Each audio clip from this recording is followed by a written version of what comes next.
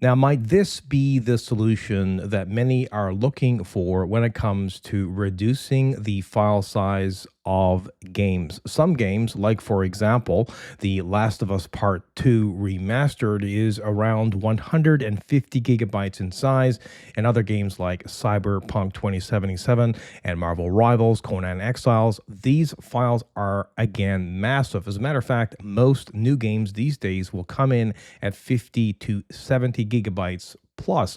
And if you just have a terabyte drive, you've got a problem, because what you'll end up doing is maybe removing a game that you really don't want to remove because maybe you haven't finished it yet and you want to go back to it later. Well, you'll have to uninstall that game to install a new game because you don't have any room left on your drive. So, what is the solution to all of these games that are absolutely massive in size? And I suspect future games will be 2, 3, 400 gigabytes in size. Imagine half a terabyte for a game. Well, that's where we are headed for sure. And maybe, just maybe, the solution here is this AI powered file compression software called CompressorX. Now, just a note, I am not affiliated or sponsored by them. I'm just covering this. So there are apparently 4 different compression modes. The fastest would be really quick compression, but less space saved. The slowest would be the longest compression time, but the most space would be saved. And it looks like in this particular article here, it took around 20 minutes to compress Cyberpunk 2077, so that will give you some idea how long it actually takes. And there's a couple of games here for reference on how much space was saved. The game South of Midnight shrank from 82 gigabytes to 64 gigabytes. That's a savings of 18 gigabytes. Black Mesa went from 28 gigabytes down to 15 gigabytes. Now, this compression efficiency is going to vary from game to game, so please keep that in mind. And while those games I mentioned, compression is pretty good on them, for Cyberpunk 2077, as an example, well, that only saw a 2 gigabyte reduction in the game size, which isn't that much. Now, when you have a number of games, of course, this compression technology is going to add up. And it's referenced in this article here that the person managed to save 100 gigabytes of 500 gigabytes of installed games.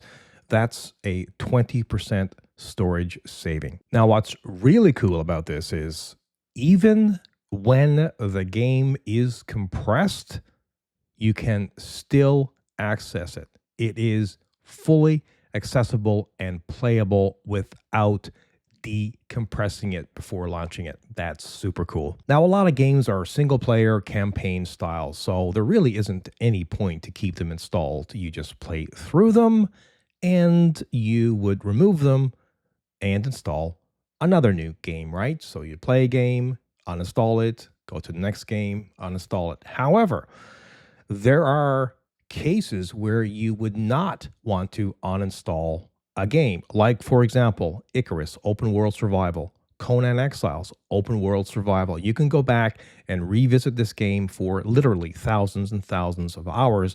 And some of these games, Conan Exiles, for example, is over 100 gigabytes in size. So that's a use case for this particular application where you want to keep these massive games installed and you really don't want to uninstall them to install a brand new game. Let's, for example, say you want to get a new game that's coming out and it's 200 gigabytes in size. Who knows how much this Doom, the Dark Ages, is going to be when it's released, but do you want to uninstall some of the games that you've been playing for literally thousands of hours? You have tons of mods and stuff installed on them? Probably not. Now, if you have a massive drive, for example, a 4 terabyte drive, you aren't probably too concerned about space. However, if you have a 1 terabyte or a 2 terabyte drive and you are playing maybe a lot of games at once, or you don't want to uninstall the games you played for a myriad of reasons, then this could be a great utility for you, saving you a lot of space and indirectly saving you, or directly for that matter, saving you a lot of money because you won't have to go out and buy a new expensive 2 or 4 terabyte drive. And again, the application isn't that expensive. Now, looking on here, the overall reviews, and there aren't many, are mixed. So keep that in mind. But if you have tried this application, let us know what you think of it.